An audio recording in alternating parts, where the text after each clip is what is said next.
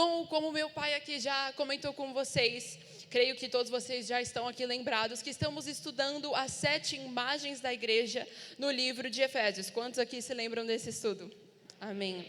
Eu creio que este estudo ele é muito importante e é de extrema importância porque nós precisamos entender qual é o propósito e o plano de Deus para a igreja.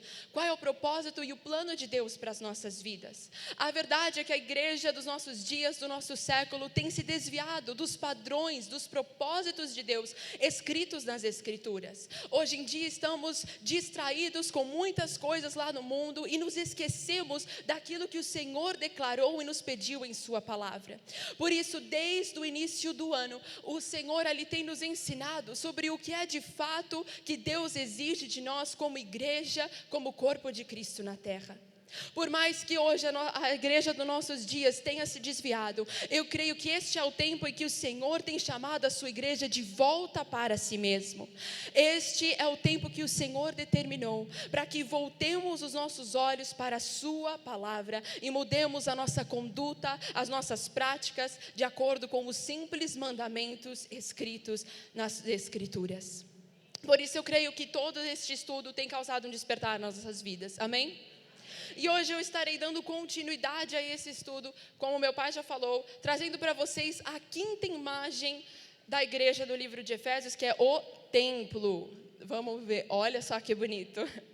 Essa imagem ministra muito o meu coração, por isso estou muito feliz de poder estar hoje partilhando daquilo que o Senhor tem ministrado no meu coração há mais de um ano nos meus estudos, e por isso fico muito feliz de trazer essa palavra hoje para vocês. E bom, quando nós pensamos no templo, o que vem à sua mente? Eu quero que você reflita comigo. Você sabe o que é o templo? O que Deus espera do templo? Geralmente, quando nós pensamos no templo, pensamos como num edifício magnífico como esse que nós estamos vendo na imagem, um edifício lindo, bem grande, não é verdade? E você pensa que quando você entra no templo, o que você sente? Um certo temor, ou às vezes nós até falamos mais baixo, quando estamos em edifícios tão grandes, tão bonitos. E justamente porque o templo ele é um lugar de devoção, de adoração a Deus. E será que o templo ele é mesmo um edifício? Será que a igreja é o lugar onde nós estamos hoje? Será que é esta casa? E se eu disser para você que na verdade a ideia que Deus sempre teve em mente sobre o templo é que ele não fosse um edifício, mas que ele fosse a sua igreja, discípulos de Cristo cheios da presença do Espírito Santo. De fato, no Antigo Testamento nós vemos que o templo ele era um edifício ali construído por materiais humanos, e a principal função do templo era ser a morada de Deus na terra. Repita isso comigo: a principal função do templo é ser a morada de Deus na terra. Mas todos esses templos magníficos que nós vemos ali no Antigo Testamento, eles na verdade apontavam para o verdadeiro templo que Deus sempre tinha em mente, algo que era muito mais grandioso do que esses templos magníficos como nós vemos nessa imagem. Deus sempre teve em mente a sua igreja como sua morada na terra. De fato, esses templos eram maravilhosos e Deus sempre exigiu que o seu povo construísse para ele templos. Nós vemos Israel ali no tabernáculo, no deserto, e ali Deus se manifestava, se fazia presente. Logo mais para frente, Salomão construiu o templo, esse templo é destruído, e então Israel constrói novamente o templo, mas logo depois que Jesus ascendeu aos céus, novamente este templo é destruído. E você sabe por quê? Porque Deus precisou quebrar essas estruturas que o povo de Israel se prendia aos edifícios, ao templo em si. E Deus ali quebrou essas estruturas, nos mostrando que a sua presença não se limita a edifícios. A sua presença não se limita ali ao Santo dos Santos, que era o lugar onde se encontrava a arca, a presença de Deus. E somente algumas pessoas poderiam estar diante de Deus. Na época ali de Jesus e no Antigo Testamento, poucos realmente conheciam o Senhor e tinham tinham acesso à sua presença. Mas quando Deus envia Jesus, Ele envia Jesus para quebrar com essas estruturas e nos mostrar que o véu se rasgou. O que isso significa? A porta para o Santo dos Santos foi aberta e hoje todos nós, eu e você, temos livre acesso à presença de Deus. Nós nos tornamos sacerdotes do Senhor, tochas cheias do Espírito Santo, que levam a glória de Deus aonde quer que vamos. E é assim que Deus transformou a sua igreja no seu templo, transformou os seus filhos, os seus discípulos, na sua morada na terra. A palavra nos ensina esse princípio lá em Efésios capítulo 2, dos versículos 20 ao 22, que diz assim: tendo Jesus Cristo como pedra angular, na qual todo o edifício é ajustado e cresce para tornar-se um templo santo no Senhor. Nele vocês também estão sendo edificados juntos para se tornarem templo, morada de Deus por seu Espírito. Nós, eu e você, formamos juntos a morada de Deus nesta terra. Diga para quem está do seu lado: nós formamos juntos a morada de Deus na terra. Saibam que isto é uma grande responsabilidade. Nós temos uma missão a cumprir como igreja, temos uma missão a cumprir como templo de Deus nesta terra. Mas agora eu te pergunto, será que você sabe o que Deus exige da sua igreja? O que Deus espera de cada um de nós como templo, como um santuário do Senhor? Porque nós fomos escolhidos para ser o lugar da sua habitação, um santuário dedicado, separado e consagrado para a presença de Deus. É através de nós que Deus revela a sua glória ao mundo e se faz conhecido como o único e verdadeiro Deus. A igreja é a revelação da glória de Deus ao mundo, para o mundo. Por isso é importante que você entenda o seu papel. É importante que nós venhamos a entender a importância que nós temos como igreja, como templo de Deus. Porque, como já falei no início, é preciso que venhamos a nos ajustar, nos alinhar aos mandamentos e aos princípios estabelecidos nas Escrituras. Por isso, hoje eu vou primeiro começar chamando a atenção de vocês para a importância do templo. Vocês podem ver aí. Qual é a razão de Deus erguer um templo para si? Qual é o seu significado? Como nós já falamos, o templo foi erguido e tem por sua principal função ser o lugar da habitação de Deus. Afinal, sempre foi desejo do coração do Pai estar no meio de seus filhos, comunicar-se com eles e fazer-se conhecido no meio de seu povo. Este é o propósito do templo. E da mesma forma funciona com a igreja. Hoje, quando nos reunimos, Deus usa de cada um de nós, Deus usa da sua igreja para se comunicar com os seus filhos, para revelar a sua glória para os seus filhos, para caminhar entre eles e revelar-se a si mesmo como o único Deus verdadeiro. É isso que Deus espera de nós, é isso que Deus espera da sua igreja. Quero chamar a atenção aqui de vocês para 7 características essenciais do templo. Nós vamos estar observando ali os versículos que falam do templo ali do Antigo Testamento, mas eu quero que você se lembre que quando estamos falando ali do templo do Antigo Testamento, também estamos falando sobre a igreja, porque estes templos apontavam para os princípios, o desejo do coração de Deus para a sua igreja, para as nossas vidas. Então, toda vez que você agora estiver lendo esses versículos, preste muita atenção naquilo que Deus está falando ao seu coração, porque cada uma dessas características falam sobre o que Deus espera de nós como igreja, como corpo de Cristo, amém? Primeira característica, o templo é a morada de Deus. Ezequiel 43, 7a diz: o Senhor me disse, filho do homem, este é o lugar do meu trono e o lugar onde repousarei meus pés. Viverei aqui para sempre entre o povo de Israel. Nós podemos traduzir dessa forma: a igreja é o lugar do meu trono e o lugar onde repousarei os meus pés. Viverei aqui para sempre entre o meu povo, entre os meus filhos. Em segundo, o templo é o lugar onde o nome de Deus é honrado. Segunda Crônicas 2, versículo 4, apresenta ali o desejo do coração de Salomão ao construir o templo, e ele diz: estou para construir um templo em honra ao nome do Senhor meu Deus. Será um lugar consagrado para queimar incenso aromático diante dele, para apresentar os pães da presença e para oferecer holocaustos todas as manhãs e todas as tardes, nos sábados, nas luas novas e nas festas fixas estabelecidas pelo Senhor nosso Deus. E ele ordenou que Israel fizesse isso para sempre. A igreja é o templo onde o nome de Deus deve ser honrado e exaltado. Nós nos reunimos como igreja, como corpo, somente para honrar o nome de Deus, para adorar o seu nome, porque o templo, a igreja, não pertence a nós mesmos, mas pertence a Deus. É a morada de Deus, não a minha e a sua. É o lugar de habitação da presença do Senhor. Por isso, este é o lugar onde somente o seu nome é honrado. Em terceiro, o templo é separado, consagrado para o Senhor. Acabamos de ler esse versículo: estou para construir um templo, ele será um lugar consagrado. E aí ele vai dizer: para os sacrifícios, para a adoração. Tudo isso significa que é um lugar para o Senhor, separado para Deus. Ezequiel 43:12 nos deixa bem claro: e esta é a lei básica do templo, santidade absoluta. Todo o topo da montanha onde o templo é construído é santo. Sim, esta é a lei básica do templo. O mesmo pode ser dito para a igreja, para cada um de nós. Esta é a lei básica da igreja, santidade absoluta.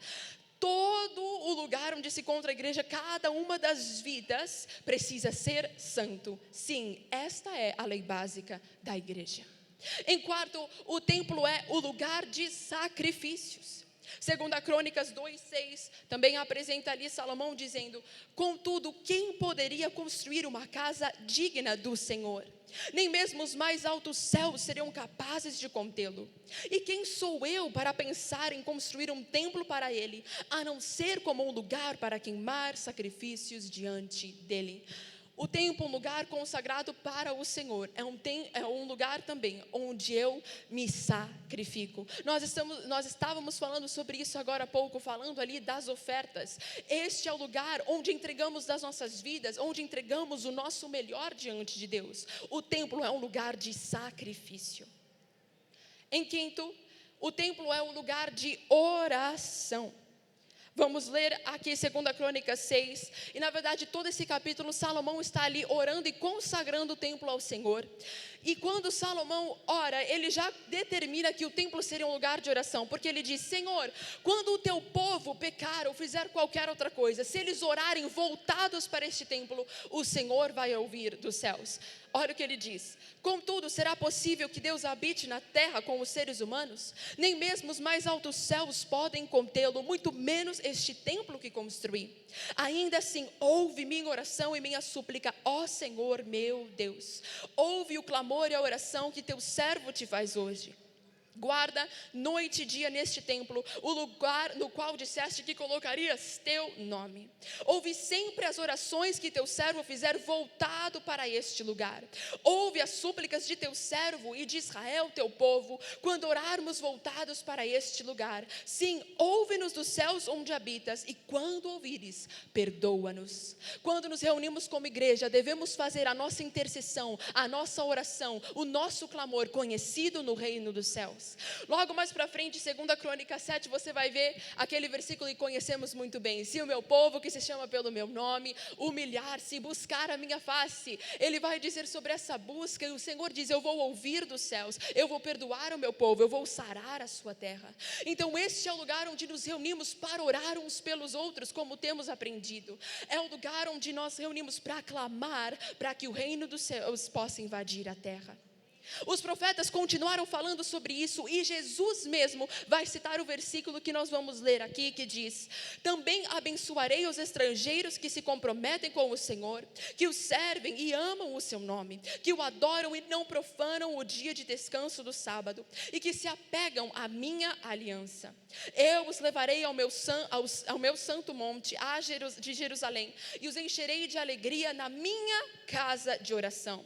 Aceitarei seus holocaustos holocaustos e sacrifícios, porque meu templo será chamado casa de oração para todas as nações. O mesmo pode ser dito para a igreja. A igreja de Cristo na terra deve ser chamada casa de oração para todas as nações, para todos os povos. Em sexto, o templo é o lugar onde a glória de Deus é revelada. O templo que vou construir será imponente, pois nosso Deus é maior do que todos os outros deuses. 2 Crônicas 2:5. Salomão diz: olha, esse templo tem que ser magnífico, porque quando as pessoas estiverem passando por ele, eles precisam não só sentir a presença, mas ver a beleza deste lugar e reconhecer que só há um único Deus verdadeiro. Quando outros povos estiverem passando aqui pelo templo, eles precisam reconhecer que o que eles têm lá no mundo não passam de ídolos, mas aqui habita o Deus verdadeiro. O mesmo deve acontecer em nossos cultos, quando nos reunimos em nossas vidas. 2 Crônicas 7:1-3 mostra o relato disso, que diz: quando Salomão terminou de orar, desceu fogo do céu e queimou os holocaustos e os sacrifícios, e a presença gloriosa do Senhor encheu o templo.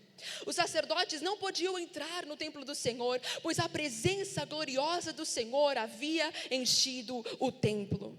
Quando todos os israelitas viram o fogo descer e a presença gloriosa do Senhor encher o templo, prostraram-se com o rosto no chão, adoraram e louvaram o Senhor, dizendo: Ele é bom, seu amor dura para sempre.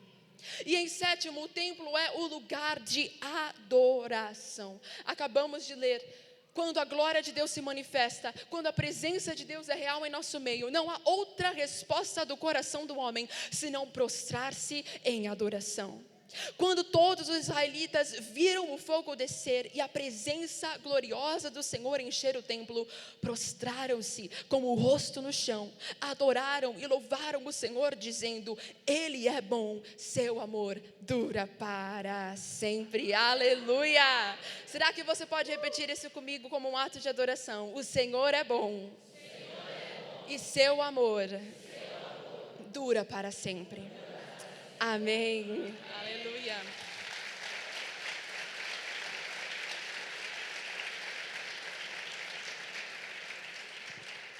Que grande honra é sermos templo do Senhor na terra, não é? Mas eu também posso te dizer que é uma grande responsabilidade. Eu quero que você reflita comigo se aquilo que Deus exigiu do templo do Antigo Testamento, que logo foi destruído, e era uma sombra daquilo que Deus faria na igreja, quão maior também não vai ser os propósitos e também a responsabilidade, as exigências de Deus para a sua igreja hoje. Se o nível de glória do Antigo Testamento, do templo do Antigo Testamento, que nós acabamos de ler em 2 Crônicas 7, era grandioso, quão maior também não é o nível de glória que Deus tem reservado para a sua igreja. Eu quero te dizer que Deus deseja fazer coisas ainda maiores no meio do seu povo. O Senhor escolhe a sua igreja para ser o lugar da sua habitação na terra perpetuamente. O que isso significa? Que Ele escolheu os seus filhos, eu e você, redimidos pelo sangue do Cordeiro, para serem o seu templo e levarem a sua glória e a sua presença até os confins da terra, revelando a todo mundo que só há um Deus verdadeiro, real e eterno. Portanto, saiba que quando nós nos reunimos, nós devemos ser sua morada na terra, devemos honrar o seu nome, devemos ser separados, consagrados, santificados, devemos oferecer a Deus sacrifícios que o agradam, devemos adorá-lo, devemos orar e devemos experimentar da manifestação da sua glória e também manifestar da sua glória para outros. Este é o nível de glória que Deus espera da sua igreja. E nós vemos isso, um relato muito claro disso, no dia que a igreja nasceu. Nós vemos ali em Atos 2, em que o Espírito Santo, no dia de Pentecostes, soprou e encheu a igreja. E Ele se manifestou em cada discípulo, com línguas que pareciam de fogo. E muitas pessoas nesse dia foram atraídas pela presença de Deus. 3.000 foram salvos, porque o Espírito Santo se manifestou na terra. E a sua palavra penetraram o coração das pessoas e eles se converteram. A igreja, querido, sempre foi feita para ser esse lugar onde Deus habita, cujo único objetivo é adorar o nome do Senhor, é conhecê-lo e fazê-lo conhecido. Nós nos reunimos para conhecê-lo, nós nos reunimos com o único objetivo de adorar o seu nome, de nos achegarmos ao Santo do Santo, de nos apaixonarmos por Cristo. E então, quando essa chama queima no nosso coração, nós então passamos a fazê-lo conhecido àqueles que estão de fora. Lá em Atos 2, nós vemos que esse cenário foi um pouco parecido com o que nós lemos lá em 2 Crônicas, quando o fogo também veio sobre o templo. Mas este nível de Atos 2 da igreja foi muito maior, porque este fogo consumidor não veio para queimar sacrifícios de animais por um tempo. Este fogo passou a habitar no coração de cada discípulo de Cristo, e onde eles passavam, a glória de Deus ia com eles. Isso significa que o templo não é um edifício. O templo é a igreja, pedras vivas que edificam para Deus um edifício espiritual. Não se trata mais sobre o edifício, esse nunca foi, na verdade, o plano de Deus. Ele usou, como já falei, os templos, os edifícios como uma sombra, apontando para a sua igreja, apontando para as vidas dos seus discípulos. Porque se você parar para pensar, um templo físico e meramente feito com materiais humanos, ele é muito limitado. Se nós dependêssemos somente deste edifício em que estamos para adorar a Deus, conheceríamos o Senhor muito pouco. E se dependêssemos somente desse edifício onde estamos para fazê-lo conhecido a outras nações, também não daria certo. Mas eu me sinto triste ao ver que muitos hoje na igreja também limitam a presença de Deus a um edifício. Muitos esperam chegar à igreja aos domingos, neste lugar que nós chamamos de igreja, e então esperam que o pastor possa te incendiar com a presença de Deus, que é a responsabilidade da equipe de louvor encher esse lugar com a presença de Deus. Quando não se trata sobre o edifício, na verdade, esse lugar onde nós estamos não importa muito para Deus. Importa que a sua vida esteja disponível para que Ele possa te encher com o Espírito Santo. Então saiba hoje a sua responsabilidade como uma pedra viva, um homem, uma mulher cheia do Espírito Santo, e entenda que sua é a responsabilidade de avivar o lugar onde você está. Sua é a responsabilidade de incendiar o coração dos seus irmãos e das suas irmãs ao seu redor. A palavra nos deixa isso muito claro lá em 1 Pedro, capítulo 2, os versículos 4 e 5, que diz: vocês estão chegando a Cristo, que é a pedra angular, a rocha do templo de Deus. Ele foi rejeitado pelos homens, mas foi escolhido por Deus para grande honra. E vocês são pedras vivas que Deus está construindo para ser um templo espiritual. Além disso, vocês são sacerdotes santos. Por meio da mediação de Jesus Cristo, vocês oferecem sacrifícios espirituais que agradam a Deus. O apóstolo Pedro nos ensina aqui que nós somos pedras vivas que constituem o templo espiritual. Não é físico, não é um edifício. E ele usa uma linguagem de templo e ele diz: não só como vocês são pedras vivas, mas vocês são sacerdotes santos. O que isso significa? Que nós temos livre acesso à presença de Deus. Nós somos aqueles que chegamos no lugar santíssimo e nos deparamos com a glória de Deus e passamos a conhecê-lo intimamente. Você é uma pedra viva, preciosa para Deus, em quem habita a presença santa do Espírito Santo. Eu quero que você reflita como tem sido a sua postura quando você se reúne com a igreja, com os seus irmãos. Você tem estado com um coração frio, um coração morno, como eu já falei, esperando que este prédio possa te atrair à presença de Deus? Você ou pode ser uma pedra viva que vai incendiar os seus irmãos, ou tome cuidado, porque você pode se tornar uma pedra de tropeço. Porque ou a igreja está em um só coração, em um só mente, com um só desejo, para que então a glória de Deus se manifeste. Se todos aqui não tivermos um nível de santidade, um nível de julgamento, mesmo nível, se não tivermos o mesmo anseio, Deus não vai se manifestar. O morno e o quente não podem estar juntos. Por isso se você entra aqui com o coração morno, você pode estar impedindo o seu irmão, que quer conhecer a Deus realmente, de se achegar mais profundamente na presença de Deus. Nós já falamos sobre isso. O templo é o lugar onde Deus habita, e é o lugar onde o seu nome é honrado. Então quando nos reunimos, não importa o lugar, quando você se reúne com o seu outro irmão, o seu coração deve estar voltado para Jesus, e deve buscá-lo de todo o coração, e é assim que Ele vai se manifestar. Tomem muito cuidado como você se porta. Seja e decida hoje ser uma pedra viva, cheia do Espírito Santo. Amém? Porque quando nós nos reunimos, de fato, como igreja, a presença de Deus se manifesta, como veio ali em Pentecostes. E sabe o que acontece? Multidões são atraídas a adorar o Senhor junto com a gente. Esse é o plano de Deus. Vocês estão entendendo? É isso que Deus espera de nós, como o seu templo. Agora, existe outra coisa que nós temos que notar. Para que Deus também se manifeste no seu templo, nós, quando nos aproximamos do Senhor, quando chegamos a Ele, precisamos estar em obediência aos seus comandos.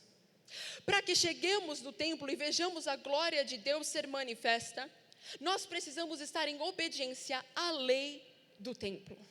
Se não estamos de acordo com os princípios, com o propósito, com aquilo que Deus designou para a sua igreja, Deus também não vai se manifestar. Por isso, para que vivamos esse nível grandioso de glória que estávamos falando aqui, nós precisamos viver de acordo com a lei do templo. E você sabe qual é a lei do templo? A lei mais importante do templo é a santidade. Repita comigo: a lei mais importante da igreja é a santidade. Nós vamos ler um versículo muito importante. Eu quero que você preste atenção, porque a palavra de Deus, ela não falha, e tudo aquilo que Deus declarou nessa palavra é suficiente para ministrar e transformar o seu coração. Toda vez que nós vamos ler as escrituras uns com os outros juntos, não disperse o seu coração, preste muito atenção, porque essa palavra é viva, é real e ela é perfeita, muito mais do que as minhas próprias palavras, você pode ter certeza. Nós vamos ler Ezequiel 43, versículo 2 ao 12, e é interessante que nos capítulos anteriores, você pode depois marcar aí para você ler. Deus chama Ezequiel e ele fala: Ezequiel, vou te mostrar aqui um templo. E ele começa a pedir para que Ezequiel lá, junto com o anjo, me disse cada mínimo detalhe do templo. E então Ezequiel começa a medir ali o templo, começa a ter uma visão de um templo espiritual. Ezequiel foi um profeta. E então ele nos relata aqui o que aconteceu depois que ele mediu uma parte do templo. Diz assim: de repente a glória do Senhor, de repente a glória do Deus de Israel surgiu, vindo do leste. O som de sua vinda era como o rugido de águas revoltas, e toda a paisagem se iluminou com a sua glória. A visão era como as outras que eu havia tido primeiro junto ao rio Quebar, e depois quando ele veio destruir Jerusalém. Prostrei-me com o rosto no chão, e a glória do Senhor entrou no templo pela porta leste. Então o Espírito me pôs em pé e me levou ao pátio interno, e a glória do Senhor encheu o templo. Ouvi alguém falar comigo de dentro do templo, enquanto o homem que havia tomado as medidas estava ao meu lado. O Senhor me disse: filho do homem, este é o lugar de meu trono e o lugar onde descanso meus pés. Habitarei aqui para sempre no meio do povo de Israel. Eles e os seus reis nunca mais profanarão meu santo nome ao cometer adultério adorando outros deuses, ou ao honrar relíquias de seus reis que morreram. Puseram os altares de seus ídolos ao lado de meu altar, com apenas uma parede entre mim e eles. Profanaram meu santo nome com este pecado detestável, por isso os consumi em minha ira. Agora, que deixem de adorar outros deuses e honrar as relíquias de seus reis, e eu habitarei no meio deles para sempre. Filho do homem, descreva para o povo de Israel o templo que lhe mostrei, para que eles se envergonhem de todos os seus pecados. Que eles estudem a planta do templo e fiquem envergonhados de tudo que fizeram. Descreva-lhes todas as especificações do templo, incluindo as entradas e saídas e todos os outros detalhes.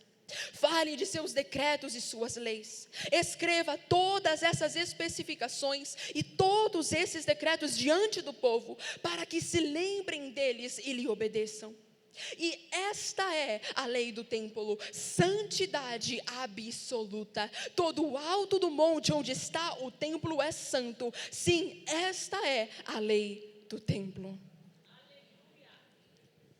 Lendo esse versículo, podemos facilmente concluir que o templo é santo. Sendo o lugar onde Deus habita, e Deus é santo, nós devemos ser santos. Sejam santos, pois eu sou santo. A santidade significa separação completa para o Senhor.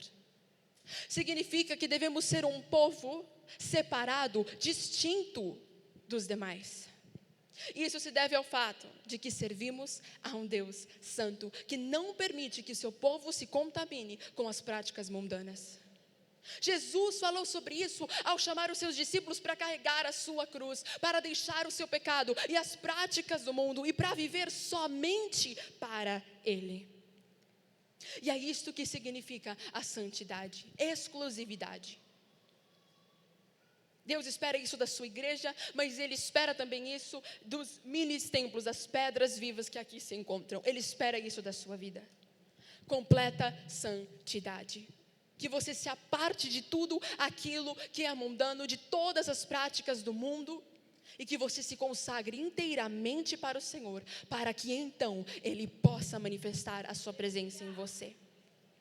A santidade, queridos, ela é um comando. Afinal, este versículo deixou bem claro. Esta é a lei do templo. A lei, ela é estabelecida pelo rei, e nós não podemos mudar. Se é uma lei, não podemos quebrar, não tem como manipular. Lei é lei e nós precisamos estar em obediência a essa lei. Estarmos em santidade significa afastamento de tudo que é mundano, de tudo aquilo que pode contaminar o templo, de tudo aquilo que contamina as nossas vidas e nos separa da presença de Deus. Agora, vocês sabem qual é a clara violação deste mandamento? A clara violação da lei do templo é a idolatria. Deus odeia a idolatria, e Ele a condenou fortemente no Antigo Testamento e no Novo Testamento. Para aqueles que pensam que a idolatria é só falada lá no Antigo, um dos últimos versículos das Escrituras, lá em Apocalipse, vai dizer que os idólatras não terão parte no reino de Deus e na Nova Jerusalém. Nós acabamos de ler em Ezequiel que o meu povo se arrependa, que eles saibam que eu estou no meio deles, e por isso que eles deixem de adorar outros deuses, porque só eu sou Deus. Deus sempre apontou muito fortemente para isso, e quando o templo foi consagrado, veio a glória, tudo foi maravilhoso.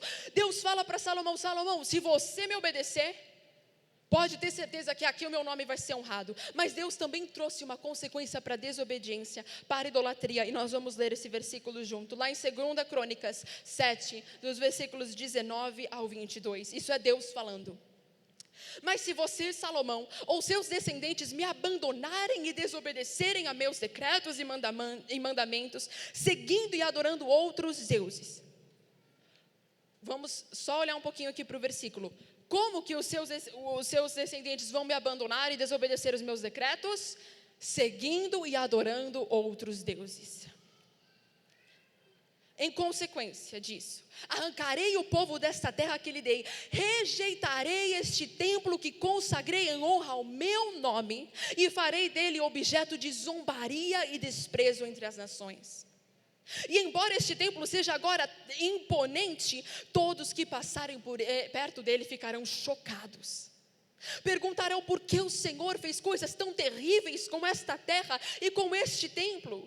E a resposta será: Porque os israelitas abandonaram o Senhor, o Deus de seus antepassados, que os tirou da terra do Egito, e em lugar dele adoraram outros deuses e se prostraram diante deles. Por isso Deus trouxe sobre eles todas essas calamidades. Deus odeia a idolatria, e em consequência disso Ele retira a sua glória do templo, Ele retira a sua glória da igreja, dos seus filhos, e Ele os entrega para a consequência de seus pecados. Sem a glória de Deus no templo, sem a glória de Deus na igreja, não passamos de pedras vazias, não somos nada e podemos facilmente ser descartados, porque precisamos e dependemos da presença de Deus.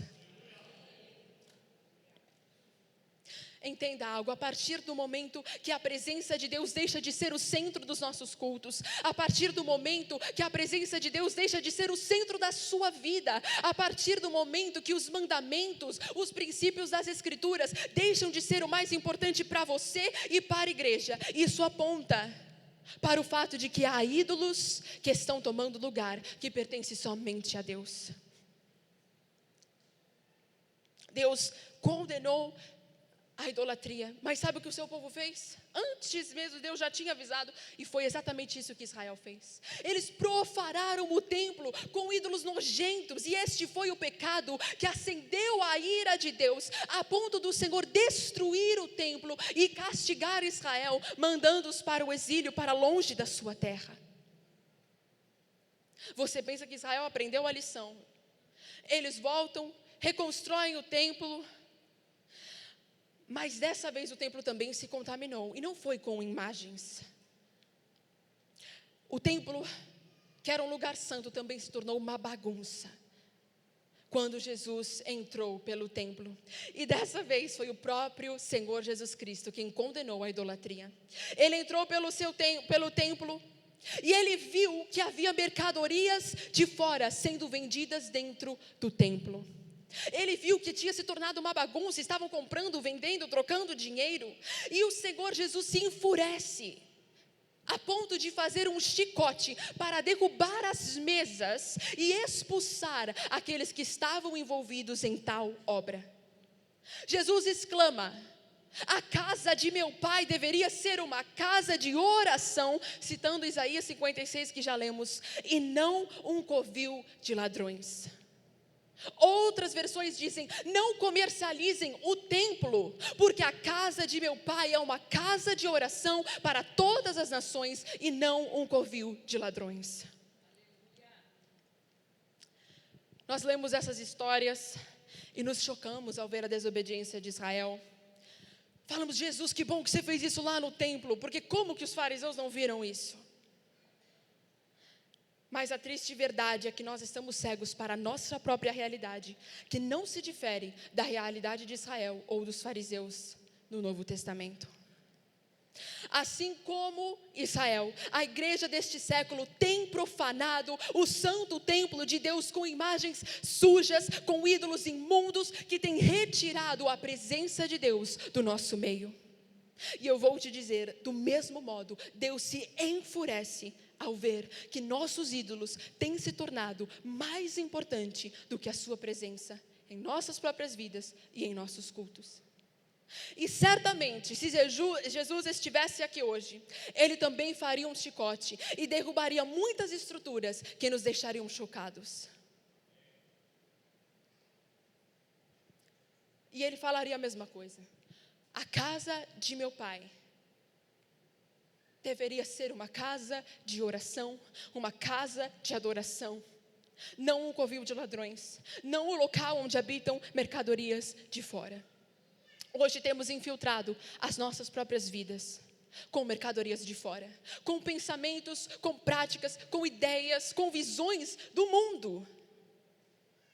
Trazemos isso em nossos próprios corações, e também quando nos reunimos como igreja, trazemos esses ídolos junto com a gente.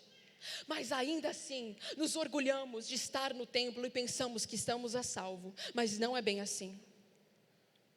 Os profetas condenaram a idolatria e disseram: vocês idolatram, vocês têm a ousadia, como lemos aqui no versículo em Ezequiel, de Adorar ao Senhor, sim, vocês adoram ao Senhor, mas enquanto vocês adoram ao Senhor, vocês também prestam culto a outros, e isso é o significado da idolatria. Não significa que você não adora a Deus, significa que você adora a Deus e a muitos outros ídolos. E os profetas falaram: não pense, você não pode enganar a Deus. Você pensa que só porque você está no templo, você pode adorar o Senhor e a outros deuses? Não é bem assim. Se queremos voltar e experimentar aquilo que nós estávamos falando, o mesmo nível de glória da igreja ali do Novo Testamento, da igreja primitiva, precisamos derrubar os nossos ídolos. Você pode já rapidamente fazer uma lista daquilo que tem te contaminado, daquilo que tem te impedido de estar na presença de Deus. Você pode fazer essa reflexão. Mas hoje eu vim aqui também para mostrar uma lista de ídolos da igreja do nosso século, que nós erguemos juntos. Só quero deixar claro que estou trazendo essa lista, não para condenação, nem para crítica. Estou falando isso porque amo a igreja de Cristo, e eu creio que é realmente um tempo de despertamento. Esses ídolos precisam ser expostos para que haja arrependimento e então haja avivamento. O diabo tem prendido a sua igreja com essas mentiras, com essas tradições, dizendo que está tudo bem ter ídolos. E enquanto nós somos ignorantes e não vemos esses ídolos, também não vamos poder tomar os passos necessários para romper com isso. Por isso o diabo está feliz quando estamos presos adorando a Deus, mas adorando a outros ídolos, porque ele sabe muito bem que é isso que segura a presença de Deus de também se manifestar em nosso meio. Por isso é necessário que esses ídolos sejam expostos, de novo, não para que haja condenação ou crítica, mas sim para que haja arrependimento. Essa lista ali que eu vou trazer dos ídolos que nós erguemos na igreja dos nossos dias se baseia num livro de um dos meus autores preferidos, aqueles que me conhecem sabem, Adrian Wilson Tozer, um profeta americano que falou muito sobre a igreja do nosso século. E ele vai fazer essa lista, vou citar inclusive muitas frases dele aqui. O primeiro de todos é imitação. O primeiro ritual que tem dominado o cristianismo é a imitação daquilo que se vê do lado de fora da igreja. Tozer descreve isso como uma característica de maturidade, tal qual uma criança de 2 ou 3 anos, não tendo uma base firme, sai copiando o que vê os outros fazer, sem ter a mínima ideia do que eles estão fazendo. A igreja também tem sido imatura. Parece que nos esquecemos da base, dos princípios, e quando nos esquecemos das estratégias de Deus, começamos a apelar para o que vê lá no mundo, mas não sabemos o que estamos trazendo para dentro do templo.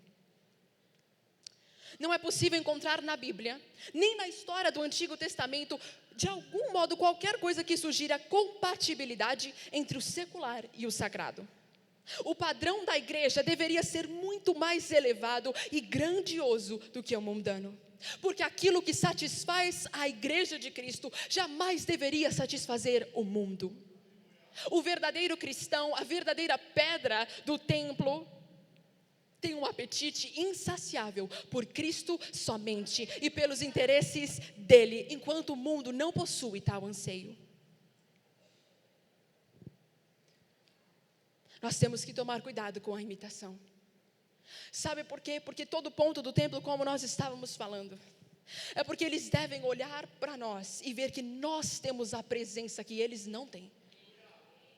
Nós temos a vida, a salvação que o mundo não tem.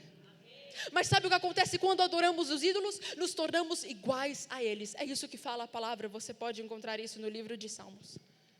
A palavra diz: os ídolos têm ouvidos, mas não ouvem, olhos, mas não veem, boca, mas não falam, têm mãos, mas não fazem nada. E quando adoramos ídolos, quando imitamos aquilo que está no mundo de fora, também nos tornamos uma igreja com olhos que não veem, ouvidos que não ouvem, bocas que não falam e mãos que não fazem nada. Cristo, Ele é único e Ele não imita o outro. Tampouco trata com gentileza e presenteia o mundo em uma tentativa patética de ganhá-lo. Tozer. Infelizmente, muitas igrejas Nós somos culpados disso.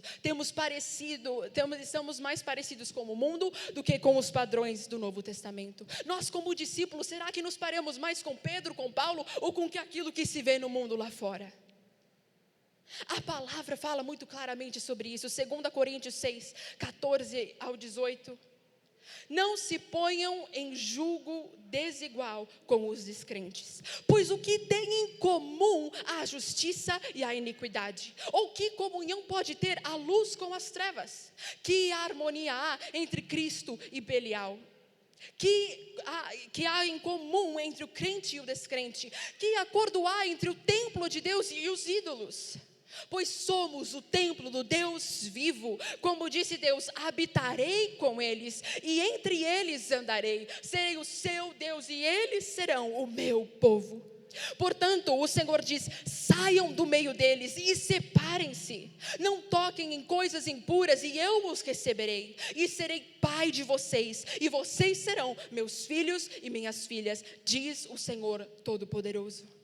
Amados, uma vez que temos essas promessas, purifiquemo-nos de tudo o que contamina o corpo e o espírito, aperfeiçoando a santidade no temor de Deus. Posso parar por aqui. Segundo, entretenimento e prazer. Esse pegou. Associado ao culto à imitação está a devoção ao entretenimento. Esta é provavelmente a heresia mais destrutiva a envenenar o corpo de Cristo. A ideia de que a religião é uma forma de divertimento está tão longe dos ensinamentos dos evangelhos que me admiro em ver que as igrejas têm cedido a esse apelo.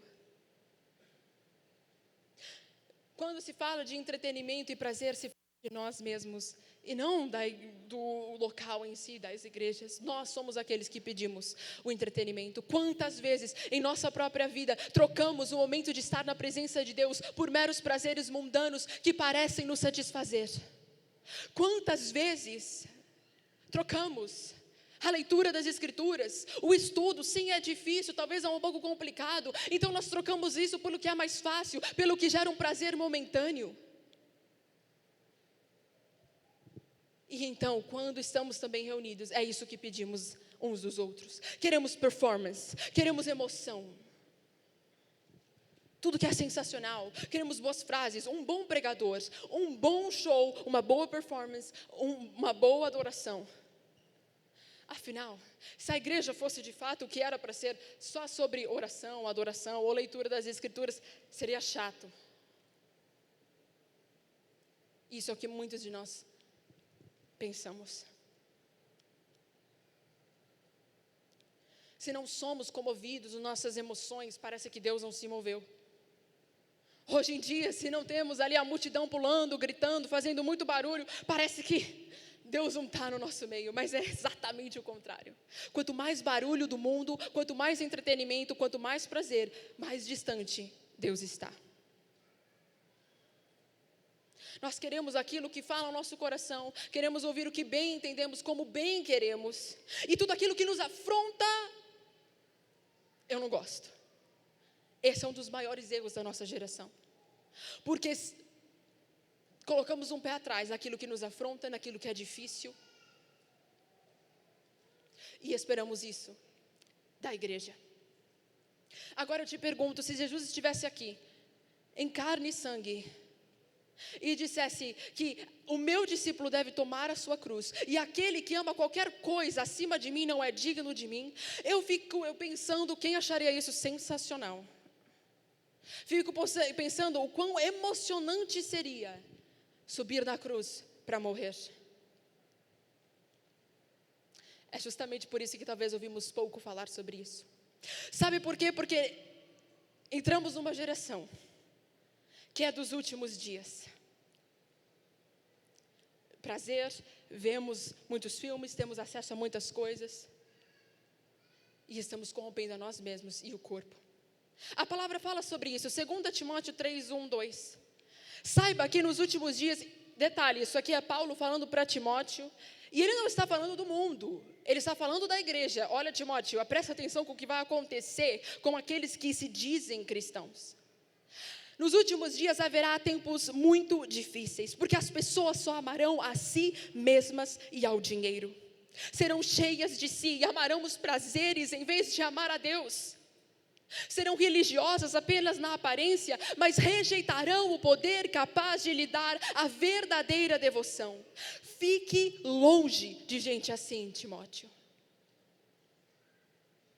Religiosas apenas na aparência, mas rejeitam o poder, rejeitam a presença, rejeitam a palavra. Rejeitam a adoração que é capaz de transformar e dar a verdadeira devoção. Por isso que não me surpreendo quando muitos de nós queremos só o entretenimento, o prazer, aquilo que nos faz bem. Exigimos isso também da igreja, tudo tem que ser para mim, para mim, para mim. Mas quando se trata da verdadeira devoção, logo fugimos. O apóstolo Paulo avisou, e esse é o mesmo conselho que pode ser dito para a igreja: fique longe de coisas assim. Por alguma razão, presumimos que o entretenimento carnal, que gera um prazer momentâneo, é um substituto apropriado para a adoração santificada ao Deus Altíssimo. Mas saiba de algo: nenhuma emoção barata jamais poderá substituir a alegria inefável de conhecer a Jesus Cristo. Daqueles que são discípulos, a verdadeira alegria está em conhecer o Senhor. E o prazer, sabe onde está? Na lei do Senhor. Está em meditar na lei do Senhor dia e noite. Esse é o prazer que existe, que queima no coração daqueles que são do Senhor. O templo é o lugar onde nós nos encontramos para conhecer a Jesus Cristo e nada mais, para adorar o seu nome e nada mais. É onde nos reunimos para fazê-lo conhecido, porque esta é a vida eterna, que conheçam a Deus e o seu Filho. É essa a alegria que tem que queimar o nosso coração. Em terceiro, celebridades. Acho que eu deveria parar por aqui. Admiramos, aplaudimos, amamos quando aparece uma celebridade dentro da igreja. Vemos eventos lotados por conta de celebridades, de bandas, de boas músicas, porque presumimos que essa pessoa ilustre fará pela igreja o que um servo de Deus não pode fazer. Afinal, eles têm acesso ao mundo, a música é muito boa, eles sabem exatamente como falar. Aqueles que se deixam impressionar por uma celebridade convertida são cristãos carnais. E eles só se impressionam até que chegue uma celebridade maior. Agora eu te pergunto: onde está a geração que se prostrava de joelhos diante de Deus, com o coração quebrantado pelo mundo à sua volta? Vou falar de novo. Onde está a geração que se prostrava de joelhos diante de Deus, com o coração quebrantado pelo mundo à sua volta? Onde estão aqueles cristãos que abriram mão de tudo para alcançar homens e mulheres não salvos? Não adoramos celebridades, não adoramos pastores, por mais abençoados que eles sejam, usados por Deus que eles sejam, o que de fato são. Não é a pessoa, não se trata do mensageiro, e sim da mensagem. Mas voltamos àquele princípio do prazer, do entretenimento. É legal você ver alguém bonito, alguém comportado, com isso e com aquilo no palco. E hoje nos deslumbramos mais com o mensageiro, com as coisas ao nosso redor, do que com a mensagem. Deus nos chama para ser novamente a geração que se prostra de joelhos diante dEle, com o coração quebrantado pelo mundo à nossa volta. Há outros ídolos que eu posso citar, mas não vou passar muito tempo neles, porque não tenho esse tempo. Dinheiro e fama são outros. Busca por ganhos e sucesso. 2 Timóteo 4:1, saiba que nos últimos dias haverá tempos muito difíceis, porque as pessoas só amarão a si mesmas e ao dinheiro. Trabalhamos no ministério contanto que haja um ganho, contanto que eu seja reconhecido, contanto que eu receba algo. Ofertamos, sacrificamos o templo, sim, contanto que algo também seja me dado de volta. Fazemos tudo por fama, amamos a fama, o sucesso, aplaudimos aquele que está no topo, quando nunca foi sobre isso nas Escrituras, nem foi isso que Jesus nos ensinou. Amar, dar, tudo isso sem esperar nada em troca. Outro, movimentação, esse é um dos últimos, e trabalho. Me refiro ao trabalho aqui, não ao serviço, porque ele é de extrema importância, mas sim a obsessão em trabalhar para que haja uma grande movimentação. Trabalhamos para grandes eventos, para que grandes multidões estejam ali para adorar, mas aí para isso a gente chama a celebridade. Estamos obcecados por essas coisas. E elas se tornam um ídolo porque nos esquecemos da adoração, porque nos esquecemos dos verdadeiros princípios das Escrituras. Hoje em dia, queremos muitas pessoas. Quando Deus nos dá 2, 3 discípulos, a gente reclama: Senhor, oxe, por que Deus? Queria mais. Da onde vem essa mentalidade? Nos preocupamos com a quantidade, ao invés de nos preocuparmos com a qualidade. O que isso significa? Em fazer discípulos de Cristo. Jesus nunca disse: façam frequentadores de igreja. Ele disse: façam discípulos que entregam as suas vidas por minha causa. Não se trata, óbvio que nós queremos ver multidões, o mundo inteiro adorando o Senhor. Mas a multidão que nós queremos ver é de discípulos, vestidos em vestes brancas, que adoram somente o único que é digno de ser adorado.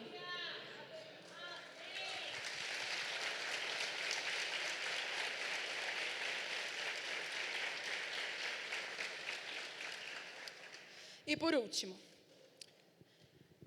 eu quero que vocês reflitam que todos esses ídolos apontam para o ídolo principal que nós erguemos. E este é o eu. Nós mesmos somos as imagens e os ídolos que temos erguido no templo. Afinal, a busca por prazer, entretenimento, satisfação, dinheiro, sucesso, números, fama e etc. tem todos uma mesma raiz: orgulho. A busca pela exaltação do homem e daquilo que é do homem.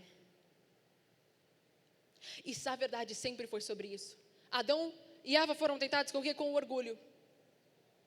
Pode comer, você vai se tornar igual a Deus. Israel caiu neste pecado da idolatria por conta do orgulho. Eles estavam cansados de obedecer aos mandamentos de Deus. Então eles preferiam ser como as outras nações e mandar em si próprios. E fazer o que os outros fazem. Orgulho. E nós também, e assim vai ser o resto das nossas vidas, sempre seremos tentados nessa mesma questão, em erguermos a nós mesmos como um ídolo. Jesus também foi tentado. O diabo disse: olha, se prostra, e eu vou te dar tudo isso que você está vendo aqui, todo mundo. Mas Jesus, perfeito, e o nosso maior exemplo, disse: para trás de mim, Satanás, porque você deve adorar o teu Deus somente, só a Ele prestarás culto. Essa deveria ser a nossa resposta. Devemos adorar a Deus somente, e só a Ele devemos prestar culto. E eu quero te dizer que chegou o dia de derrubarmos os ídolos que temos erguido e entregarmos nossas próprias vidas para serem crucificadas junto com Cristo. Se você tem sentido um peso no seu coração,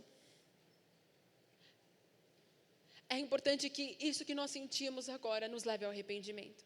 Não fique triste, não fique abalado, porque há esperança para nós.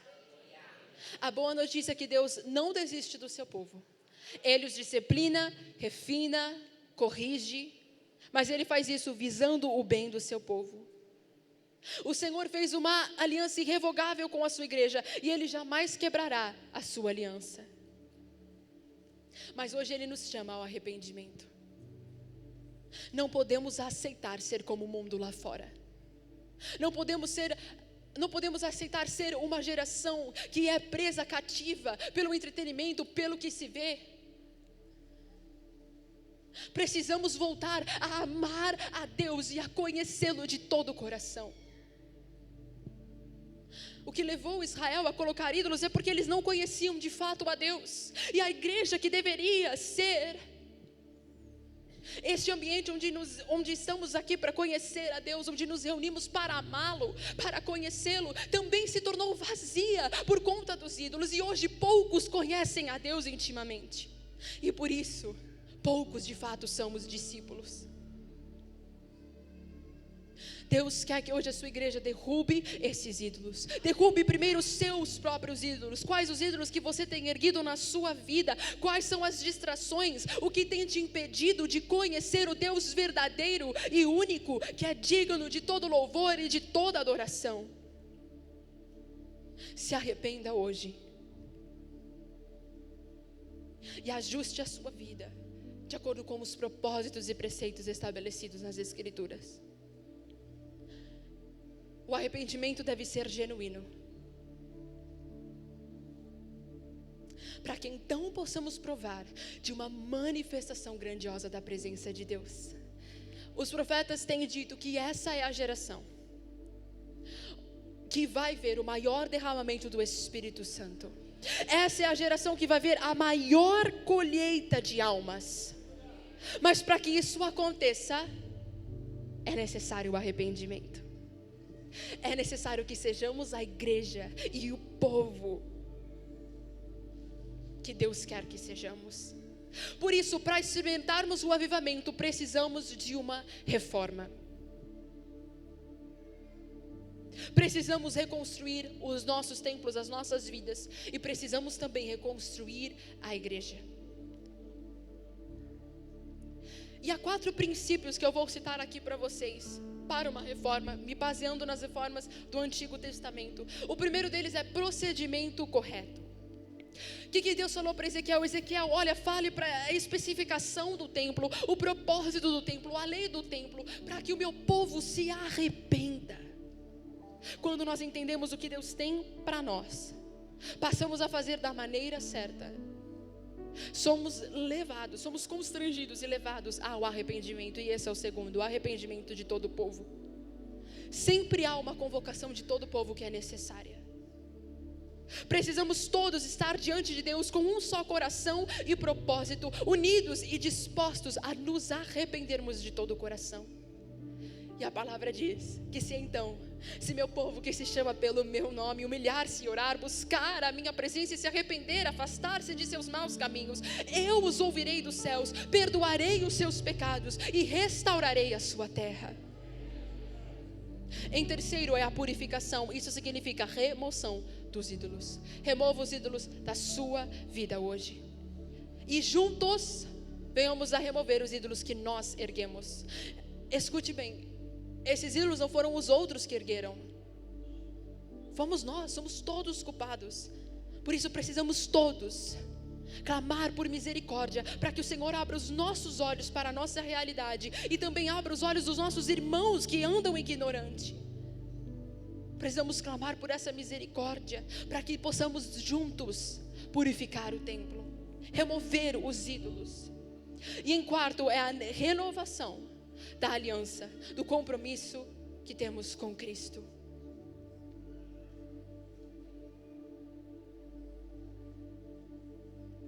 Quando nos arrependemos, somos levados a renovar a nossa aliança, porque sabemos que o corpo e o sangue de Jesus Cristo basta. Ele é suficiente para nós, Ele é suficiente para a sua igreja. Nós nos comprometemos a segui-lo, a amá-lo, a obedecê-lo e a não nos desviar dos seus comandos, dos seus mandamentos. Quando tomamos do corpo e do sangue, estamos dizendo: eu estou disposto a morrer com Cristo no Calvário para me tornar um discípulo, uma chama avivada do Espírito Santo. Precisamos renovar a nossa aliança, precisamos voltar aos simples, puros e claros mandamentos das Escrituras. Porque quando fazemos de todo o coração, nós não voltamos atrás. Hoje o que eu quero que você leve com você é que você precisa conhecer a Jesus Cristo. Você precisa amá-lo e você precisa buscar conhecer a sua presença.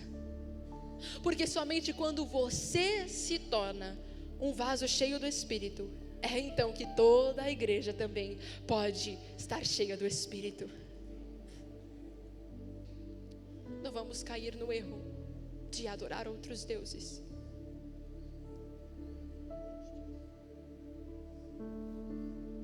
A nós deve importar somente adorar e amar a Deus. E essa é a resposta de um coração que o conhece. Se você não conhece o Senhor, se você não tem um relacionamento, se você não sente, não prova da sua presença, você não vai poder responder a Ele com compromisso. Mas aqueles que são seus, são aqueles que o amam, são aqueles que o conhecem. Porque esta é a vida eterna, esta é a salvação, esta é a alegria, o prazer, é conhecer a Deus e o seu Filho Jesus Cristo. E eu posso dizer para você que vale muito a pena.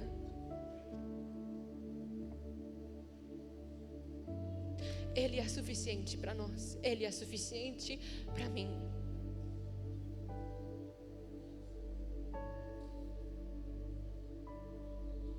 É possível que você seja totalmente apaixonado, loucamente apaixonado, a ponto de deixar tudo de lado por causa dele. Eu quero viver assim, e você? Essa é a característica do templo: conhecer a Deus e fazê-lo conhecido. E é exigido de nós santidade, entrega, devoção. É esperado de nós que o adoremos e o amemos totalmente, sem nenhuma outra devoção, sem nenhum outro ídolo.